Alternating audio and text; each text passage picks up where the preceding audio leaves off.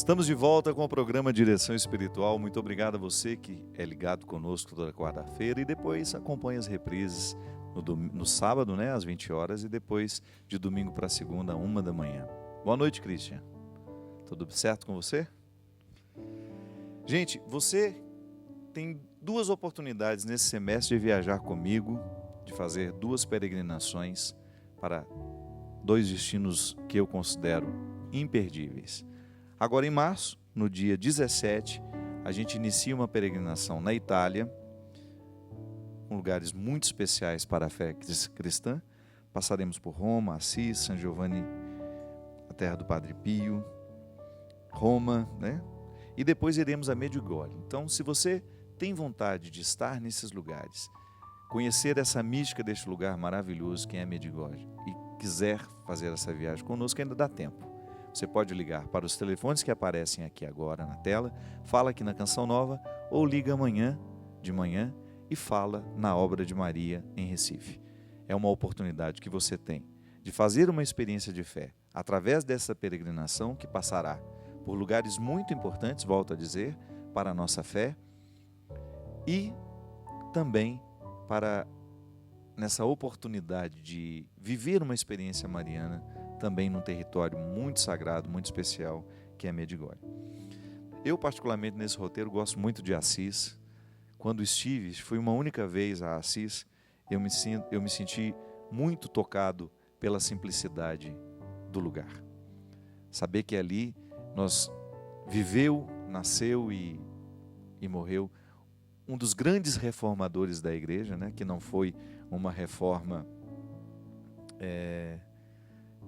não foi uma reforma como Lutero fez, né, de romper, mas pelo contrário, uma reforma interna, colocando a igreja dentro de um contexto de mística, onde essa preocupação com a coerência do evangelho estivesse cada vez mais cuidada, cada vez mais respeitada.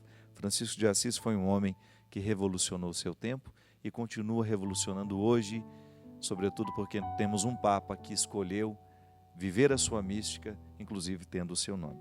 E depois, em maio, nós iremos, no dia 14 de maio, para a Terra Santa. Vai ser uma viagem muito especial, porque neste tempo nós viveremos Pentecostes em Jerusalém. Você já deve ter visto aquele encontro que acontece em Pentecostes, que inclusive é transmitido pela TV Canção Nova. Já é o 4º ano que eu participo deste encontro, e ele tem sido profundamente transformador na minha vida. Então nós vamos viver 2 dias de retiro em Jerusalém, fazendo essa bonita experiência de passar Pentecostes por lá. Eu também serei um dos pregadores do retiro, do encontro. Teremos lá pessoas muito, muito, muito importantes e conhecidas aqui dentro do contexto da Canção Nova, como meu querido amigo Prado Flores, o Monsenhor Jonas, a Luzia, o Eto, o Gilberto.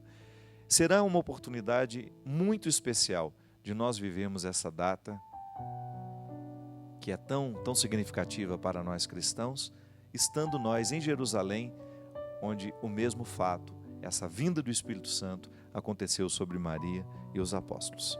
Então, ligando amanhã, ou hoje mesmo aqui na Canção Nova, você pode pegar mais informações dessas duas peregrinações que nós faremos em março e em maio. Vamos atender as pessoas que nos escrevem aqui. Tenho duas situações que eu gostaria de comentar agora nessa segunda parte do programa. Vocês sabem que eu não gosto de fazer muito rápido, né? Então eu prefiro falar com menos questões, ter menos questões e poder explorar um pouquinho mais o contexto dessas questões, a ficar respondendo rapidamente um Pergunte e Responderemos, mesmo porque aqui na Canção Nova nós já temos alguns programas que fazem esta proposta, que já realizam que já respondem essas questões que vocês nos enviam. Aqui a gente prefere fazer uma reflexão um pouco mais demorada. A dona Maria Luzinete escreve e nos diz assim: Padre, sou católica, estou viúva há 9 anos, meu esposo faleceu em um acidente, temos 2 filhos, e meu esposo sempre foi extremamente preocupado com os filhos. E sempre que algo ruim, algum problema está para acontecer com eles, tenho sonhado muito com meu esposo. E no sonho ele me diz que os meus filhos estão precisando de mim. E esta situação tem me incomodado muito.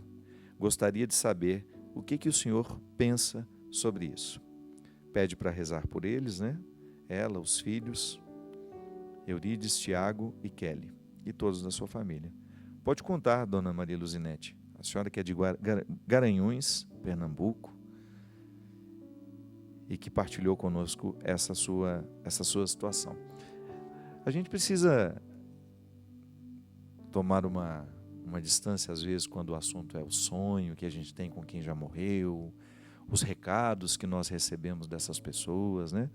Mesmo porque a nossa fé cristã não nos permite, dentro do contexto do que a gente apreende, do que nós sabemos, do que a igreja nos ensina, nós vivemos a comunhão com os santos. Então, todos aqueles que já morreram participam desta comunhão, mas a igreja não acredita nesta comunicação com os mortos. Nós respeitamos os que creem dessa maneira. Então, nós temos uma maneira de interpretar, muitas vezes, isso que nós chamamos um recado do outro para nós através de sonhos. A ciência já evoluiu muito para compreender os sonhos.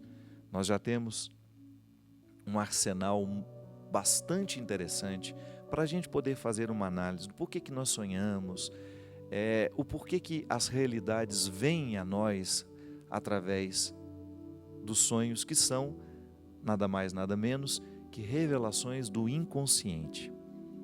O que a psicologia nos ensina? Que quando nós dormimos, o nosso inconsciente torna-se mais ativo, ele começa a trazer para fora aquilo que nós conscientemente não conseguimos dizer e nem experimentar. Então, muitas vezes o sonho é uma voz do inconsciente nos dizendo aquilo que nós muitas vezes já nos dizemos também. A senhora, por exemplo, sabe que o pai era extremamente preocupado com os filhos. Então é natural que a senhora tenha sonhos em que ele se mostre preocupado. São registros que a senhora tem. A senhora assimilou o marido como um homem que sempre se preocupou com os filhos. Essa foi a experiência, e que bonita experiência a senhora teve, de um marido que sempre foi muito presente na vida dos filhos. Eu não sei qual é o nível de envolvimento que a senhora tem com esses filhos, mas pode ser que em algum momento da sua vida a senhora tenha assimilado isso. Ele se preocupa mais do que eu. Então agora, com ele ausente, é uma maneira que a senhora tem de dizer à senhora o que a senhora mesmo gostaria de ouvir. Volto a dizer, a gente respeita os que creem diferente, os que acreditam nessa comunicação. Mas como nós não acreditamos, a gente também pode compreender estes sonhos como sinais que nos ajudam a pensar a nossa postura. O que a gente não pode é permitir que eles determinem a nossa realidade. Então, porque eu sonhei, digamos que o meu pai tenha falecido num momento de muito sofrimento, e de vez em quando estes sonhos me ocorrem do meu pai em agonia, como muitas vezes, como isso aconteceu comigo. Eu estou falando uma coisa que realmente se deu comigo. Meu pai morreu e eu vi meu pai morrendo. Meu pai ele morreu de uma embolia pulmonar, uma insuficiência respiratória horrível. E eu estava ao lado. Então a agonia do meu pai ficou muito marcada em mim. E é claro que aquele registro de ver o meu pai falecendo naquela agonia ficou registrado em mim durante muitos anos. Então, de vez em quando eu tinha sonhos que meu pai estava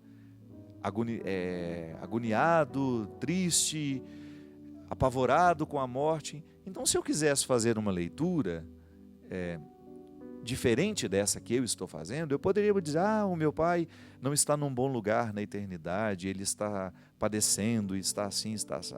Tudo bem, rezar por aqueles que já morreram é uma coisa. Agora, a gente ficar criando situações para a gente poder... É como se a gente ficasse minando a paz da gente, não é verdade? Porque o que eu posso alterar na realidade do meu pai? Mas, infelizmente, porque eu tenho registros daquela morte que ficaram no meu inconsciente, quando eu durmo, enquanto eu estou acordado, eu posso até controlar. Não vou pensar nisso agora. Vou substituir aquela imagem ruim da morte do meu pai por lembranças boas ao longo da vida dele. E faço isso, porque o meu consciente é uma ferramenta que me ajuda. O consciente, essa realidade que eu estou agora, eu estou consciente do meu momento. Então eu tenho todos os recursos dessa consciência. Vou pensar com sensatez, vou pensar com racionalidade, vou colocar isso, não, os mortos não voltam, os mortos não poderão me fazer nada aqui agora, igual ter medo de quem já morreu, né?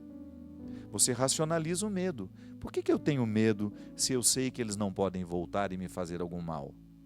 Então essa é a minha convicção, pode não ser a sua. Eu estou falando para aqueles que acreditam igual a mim.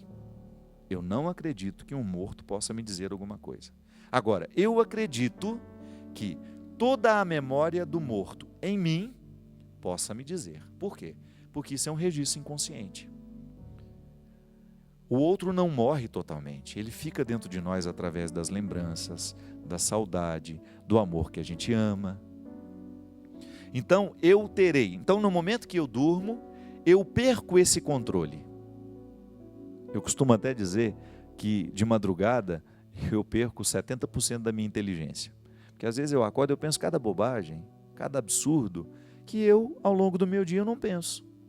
Por quê? Parece que eu estou numa fragilidade, né? Que à noite, à madrugada, ali eu acordei e naquele momento não consigo tomar o sono novamente. Então parece que ali naquele momento existe uma janela dentro da minha inteligência que me faz pensar absurdos, bobagens. Então a gente fica dimensionando os problemas, eles ficam muito maiores do que são. De madrugada os problemas ficam muito maiores do que são. É impressionante. É por isso que a gente precisa administrar bem esses momentos. Então tudo bem. Quando eu durmo, eu perco esse controle. Então o meu inconsciente joga para fora tudo aquilo que está armazenado nele.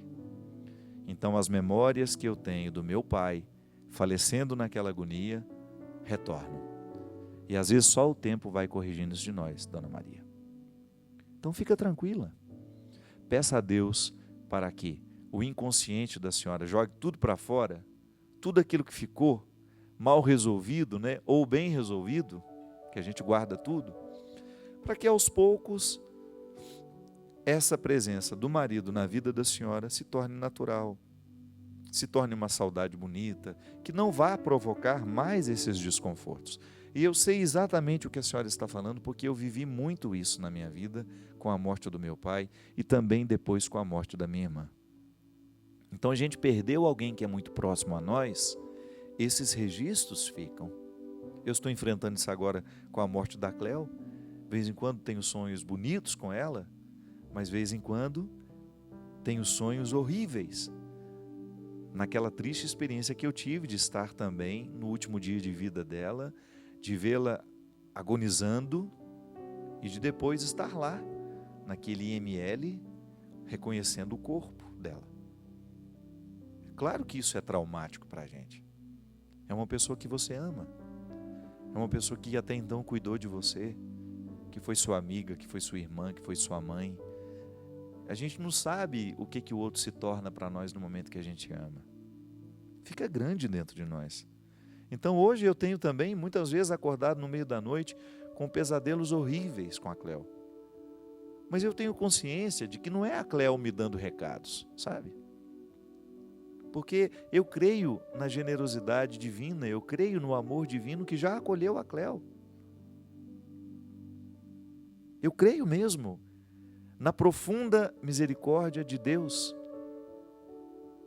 Olhando para a vida que ela viveu, para a mulher que ela foi, eu não tenho dúvida de que ela já está na eternidade desfrutando o que há de melhor. Tudo aquilo que minha fé me promete, eu acredito que ela esteja recebendo lá. Então eu racionalizo e penso, isso é um registro meu, não é dela em mim.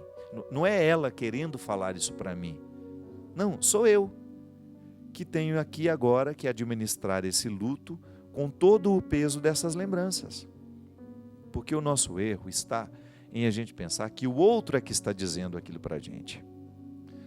Eu estou tendo estes sonhos com meu marido porque ele está num lugar muito ruim, ou então eu estou tendo estes sonhos com meu marido porque vai acontecer uma coisa muito ruim com os meus filhos e ele está me avisando.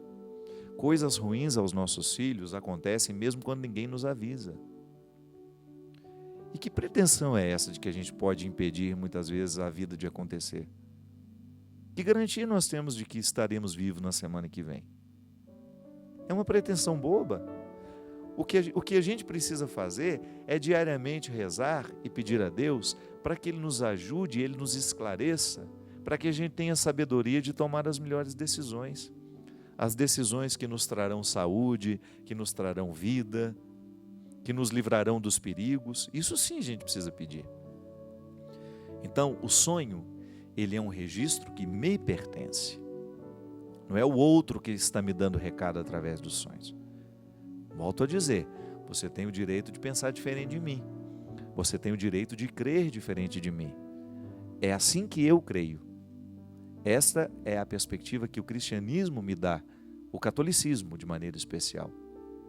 O catolicismo me diz isso. Eu estou lhe dizendo o que a igreja nos ensina. Que os sonhos, em consonância com a ciência, são registros do inconsciente. São recados que o nosso inconsciente nos manda. Aí tudo bem, você pode dar uma dimensão mística a esse sonho, mas jamais pode permitir que ele seja uma determinação daquele que morreu sobre a sua vida. Então o outro não tem essa possibilidade de fazer isso. Eu acredito que quando nós começamos a investigar de maneira humana os nossos fenômenos, a gente tende a resolver melhor as coisas. Tenho muito receio quando questões humanas são tratadas de maneira sobrenatural, sendo elas tão naturais em nós. Será sempre um perigo tratar questões humanas de maneira sobrenatural. Por quê? Porque a gente abre mão dos recursos humanos que são favoráveis a nós, inclusive a ciência, a psicologia, nos ajudando a compreender o significado dos sonhos na nossa vida. Senão a gente vira meio bruxo, né? A gente vai dar um significado sobrenatural àquilo que não é sobrenatural. Nós temos profundo respeito às realidades sobrenaturais, mas também precisamos respeitar as realidades naturais. Eu acho que é uma maneira muito inteligente de viver uma fé encarnada. Essa pessoa não quer ser identificada, ela é de Barbacena, e ela diz assim: estou casada há 20 anos, meu esposo é uma pessoa honesta, boa, mas dentro de casa ele é muito ignorante, não sabe conversar, só grita. Ele me ameaça e até pensei em me separar. O que me incomoda, padre, é que meu esposo reza 2 terços por dia. Assiste 2 missas por dia. É válido rezar, ir à missa e não fazer o que Deus prega, o que Deus pede? Peço o seu auxílio, padre. Qual direção devo tomar? Bem, se isso que a senhora diz é assim, como está escrito, quem precisa ouvir o conselho é ele, né? Porque a gente precisa sair. Não tem sentido a gente rezar e não permitir que essa oração transforme quem a gente é, né? Não faz sentido isso. É o que a gente falava aqui no início do programa. Todos nós estamos vivendo um combate diário. Contra quem? Contra nós mesmos. Porque sou eu que fico me boicotando. É você que se boicota. Quando você não permite que a sua oração atinja o cerne da sua existência, de que vale rezar tanto? A oração que não transforma a vida não faz sentido. E às vezes a gente reza justamente para esconder a nossa indisposição de lidar com o que é humano.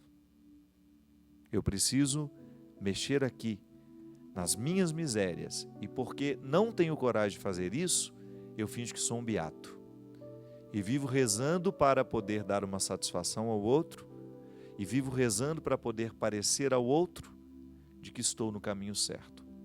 Quando, na verdade, o nosso alento não vem dessa exposição pública. Eu canso de dizer isso. Ou melhor, eu não me canso de dizer isso, né? A nossa realização, ela passa por aquilo que nós sabemos de nós. Então, se eu vou à missa diariamente, se eu faço as minhas orações, se eu tenho um contato com essa palavra, mas não sou capaz de transformar o meu jeito de lidar com aqueles que estão ao meu lado, se eu não busco essa delicadeza no trato com as pessoas, se eu não sou nem educado, né? Eu estou permitindo que esse evangelho me transforme? E o pior de tudo, estou me tornando um contratestemunho para quem me vê. Que uma coisa é você tomar as suas decisões e arregimentar a vida a partir das decisões que você tomou, de repente você ser capaz de colocar regras na relação com as pessoas e até mesmo estabelecer uma certa distância que você julga necessária naquela hora. Outra coisa é você destratar as pessoas. Outra coisa é você ser grosseiro com elas, você ser indelicado, você dizer o que o outro não merece ouvir, você até ser agressivo, porque às vezes as pessoas são agressivas e não estão percebendo. Estão sendo cruéis umas com as outras e não estão percebendo. Então, a minha instância de reflexão passa pela dimensão religiosa da minha vida. Então, vai ver que reza até menos do que nós, mas tem um comportamento muito mais cristão. Como é que você vai explicar isso? Quantas orações a gente precisa para que Deus transforme o nosso coração? É a quantidade? Eu creio que não. É a qualidade do que a gente reza. Então, digamos que a pessoa faça muito menos orações do que nós, e ela já tem um comportamento cristão. Ela trata as pessoas de maneira cristã. Ela é justa nas suas relações, ela é verdadeira, ela promove o bem. Às vezes, eu não me atenho à religião que as pessoas professam. Por isso eu sou amigo de tantas pessoas que têm uma religião diferente da minha e estabeleço relações muito fecundas com gente que nem acredita em Deus. E graças a Deus, porque eu creio, por onde eu vou, eu tenho encontrado testemunhos assim. Às vezes no aeroporto. Padre, eu me identifico com o seu discurso. Por quê? Faço questão de perguntar, né? Não, a minha religião é outra, ou eu sou evangélico, mas gosto de ouvi-lo, eu sou espírita, gosto de ouvi-lo, ou eu não creio em nada e gosto de ouvi-lo. Eu não me atenho à religião que as pessoas professam. Eu me atenho ao bem que elas promovem. Fica de olho nisso, presta atenção nisso. O que nos identifica como cristãos é a nossa atitude, é o nosso caráter. É o que São Paulo fala aos Filipenses. É essa capacidade de morrer para tudo aquilo que ofusca a presença de Deus em nós. Então, quer ser concreto com o seu cristianismo? Elimine os vícios da sua vida. Quer ser concreto com o Evangelho? Elimine a fofoca da sua vida. Quer ser concreto? Seja mais justo. Quer ser honesto com o seu cristianismo? Para de falar mal dos outros. Utilize as redes sociais para promover o bem, ao invés de espalhar fofoca, isso e aquilo. Quer ser concreto com o seu cristianismo? Esqueça a maledicência, o rancor. Fique mais leve. Essa é a coroa que nós podemos receber.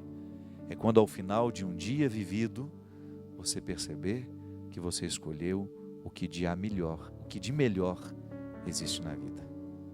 É você perceber que você não perdeu o seu tempo com aquilo que é diabólico. E aí você estará no caminho certo. Porque Deus é muito presente no coração daquele que honestamente escolhe a melhor parte da vida. Derrame sobre nós a bênção e a proteção do céu. Ele que é Pai, Filho e Espírito Santo. Amém. Até a semana que vem, se Deus quiser. Se os bons combates eu não combater, minha coroa não conquistarei. Se minha carreira eu não completar, de que vale a minha fé tanto guardar? Se perseguido aqui eu não for, sinceramente um cristão não sou. A tua glória quero conhecer, viver a experiência de sobreviver.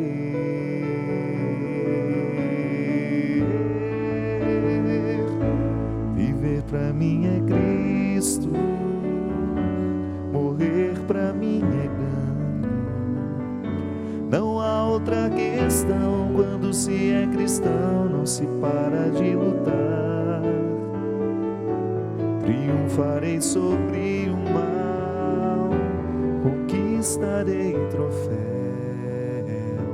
Não há